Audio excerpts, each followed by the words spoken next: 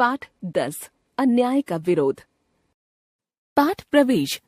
अन्याय करना और सहना दोनों ही अपराध माने जाते हैं। जब कोई व्यक्ति अपनी शक्ति का दुरुपयोग किसी को दबाने के लिए करता है तो उसे अन्याय कहा जाता है। जैसे किसी को उचित मेहनताना न देना, किसी कमजोर को मारना आदि। अन्याय करने वाला तब तक अन्याय करता रहता है जब तक उसका विरोध न किया जाए। इसलिए यह अत्यंत आवश्यक है कि हमें अपने कर्तव्यों के साथ साथ अपने अधिकारों का भी पता हो। अपनी पहचान को बनाने के लिए जरूरी है कि हम अन्याय के खिलाफ पूरी ताकत से लड़ें, उसका विरोध करें। मैंने अपने बच्चों की गवर्नेंस जूलिया को अपने पढ़ने के कमरे में बुलाया और कहा, बैठो जूलिया, मैं तुम्हारे वेतन का हिसाब करना चाहता हूं। मेरे विचार से तुम्हें पैसों की आवश्यकता होगी। मैं तुम्हें अब तक जितना जान सका हूं उससे मुझे लगता है कि तुम अपने आप अपने पैसे कभी नहीं मांगोगी, इसीलिए मैं स्वयं तुम्हें पैसे देना चाहता हूं। हाँ, तो तुम्हारा वेतन 30 रूबल प्रतिमास निश्चित हुआ था ना? जी नहीं, 40 रूबल। जूलिया ने दबे स्वर में कहा। नहीं भाई, 30 मैंने डायरी में नोट कर रखा है। मैं बच्चों की गवर्नेंस को हमेशा 30 रूबल महीना ही देता आया हूं। अच्छा, तो तुम्हें हमारे यहां काम करते हुए 2 महीने हुए हैं? जी नहीं, 2 महीने 5 दिन। क्या कह रही हो? ठीक 2 महीने हुए हैं। भाई, मैंने डायरी में सब लिख रखा है। तो 2 महीने के बनते हैं 60 रूबल, लेकिन 60 रूबल तभी बनेंगे जब महीने में एक भी नागा ना हुआ हो। तुमने रविवार की छुट्टी मनाई है, उस दिन तुमने काम नहीं किया है। कोल्या को केवल घुमाने भर ले गई हो, इसके अलावा तुमने 3 छुट्टियां और ली हैं। जूलिया का चेहरा पीला पड़ गया। वो बार बार अपनी ड्रेस की सिकुड़ने दूर करने लगी, बोली एक शब्द भी नहीं।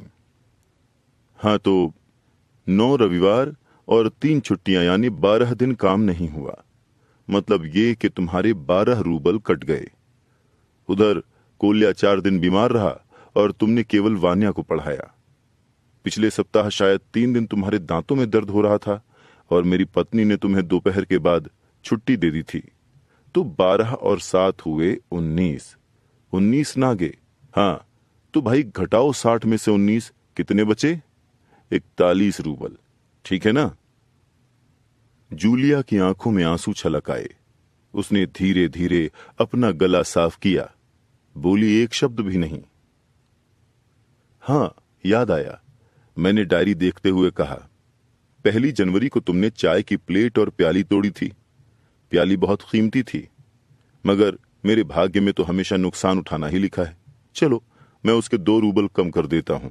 अब देखो, उस दिन तुमने ध्यान नहीं रखा और तुम्हारी नजर बचाकर कोल्या पेड़ पर चढ़ गया और वहां खरोंच लगने से उसकी जैकेट फट गई। 10 रूबल उसके कट गए। इसी तरह तुम्हारी लापरवाही के कारण नौकरानी ने वान्या के जूते चुरा लिए। अब देखो भाई, तुम्हारा काम बच्चों की देखभाल है, तुम्हें इसी के तो पैसे मिलते हैं। तुम अपने काम में ढील दोगी तो पैसे कटेंगे या नहीं? मैं ठीक कह रहा हूं ना? तो जूतों के लिए 5 रूबल और कट गए। और हाँ, 10 जनवरी को मैंने तुम्हें 10 रूबल दिए थे। जी नहीं, आपने मुझे कुछ नहीं दिया। जूलिया ने दबी जबान से कहना चाहा। अरे, मैं क्या झूठ बोल रहा हूं? मैं डायरी में हर चीज नोट कर लेता हूं। तुम्हें विश्वास ना हो तो दिखाऊं डायरी? जी नहीं, आप कह रहे हैं तो आपने दिए ही होंगे। दिए होंगे नहीं, दिए हैं, मैंने कठोर स्वर में कहा। तो ठीक है, घटाओ 27। 41 में से बचे 14। क्यों, हिसाब ठीक है ना? उसकी आंखें आंसुओं से भर उठीं। उसके पूरे शरीर पर पसीना छलछला आया।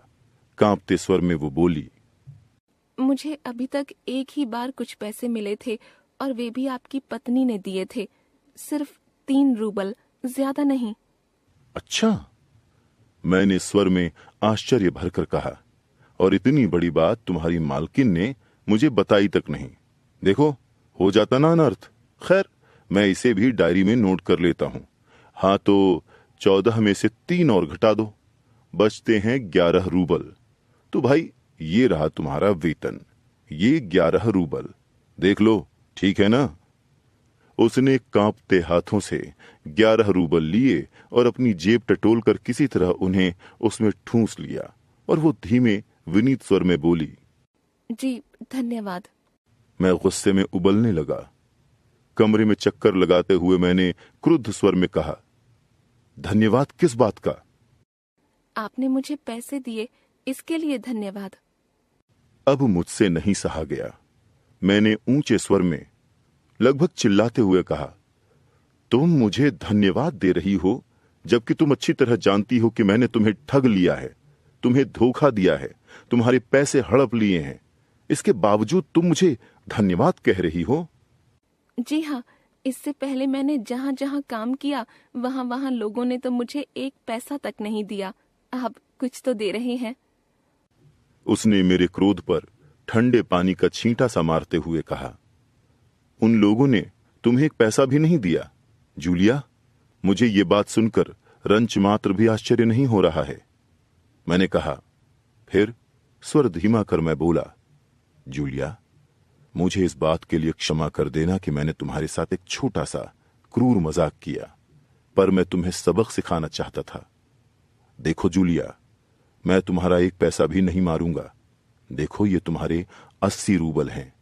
मैं अभी इन्हें तुम्हें दूंगा, लेकिन उससे पहले मैं तुमसे कुछ पूछना चाहूंगा। जूलिया, क्या जरूरी है कि इंसान भला कहलाए जाने के लिए इतना दब्बू, भीरू और बोदा बन जाए कि उसके साथ जो अन्याय हो रहा है उसका विरोध तक ना करे, बस मौन रहे और सारा अत्याचार सहता जाए? नहीं जूलिया, नहीं। इस तरह मौन रहने से काम नहीं चलेगा।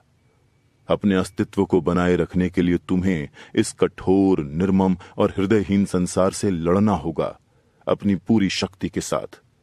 मत भूलो जूलिया कि इस संसार में दब्बू, भीरू और बोदे लोगों के लिए कोई जगह नहीं है। लेखक अंतोन चेखव, अनुवाद सत्येंद्र शरत।